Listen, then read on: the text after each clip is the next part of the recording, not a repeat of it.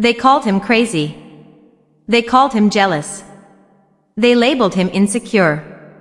For years, the world watched a narrative unfold where Johnny Depp was painted as the villain, a man losing his grip on reality. But what if I told you that the insane gut feeling he had was actually the most logical thing in the room? Today on Elyra Exposed, we're not just looking at a celebrity drama, we're dissecting the anatomy of a massive cover-up. We're going to show you how a simple term like entanglement was weaponized to rewrite the truth, and why your intuition, your gut feeling, is the most dangerous weapon you have against a manipulator. If you've ever felt like you were losing your mind because someone kept denying what you saw with your own eyes, this video is for you. Stay tuned, because the truth is about to be laid bare. Let's start with the basics of manipulation. In the world of high-profile relationships, there is a classic move: when you're caught, you don't apologize, you flip the narrative. When Johnny Depp questioned the reality of his situation, he wasn't just being jealous, he was witnessing a pattern. But look at the response he got. He was told his jealousy was tragic. He was told that he was the one with the problem. This is the hallmark of gaslighting. It's designed to make you question your own memory, your own sanity, and your own eyes. It forces the victim to apologize for having eyes and ears. When someone makes you feel crazy for asking a simple question, that is not a disagreement, that is a tactical strike on your perception of reality. Now, let's talk about the rebranding of betrayal. Have you noticed how language changes to suit the narrative? We went from cheating to having an affair, and now, we have entanglements. Why did we invent these soft, ambiguous terms? It's a PR masterclass in minimizing damage. Entanglement sounds accidental, doesn't it? It sounds like you got caught in a net, not like you made a series of calculated choices.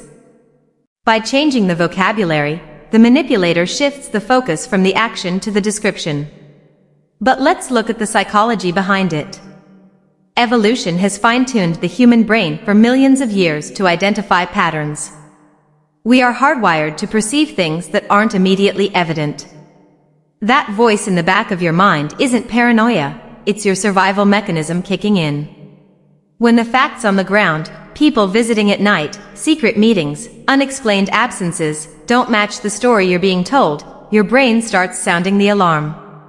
Johnny Depp didn't have a jealousy problem, he had a pattern recognition problem. He saw the math, and the math simply didn't add up.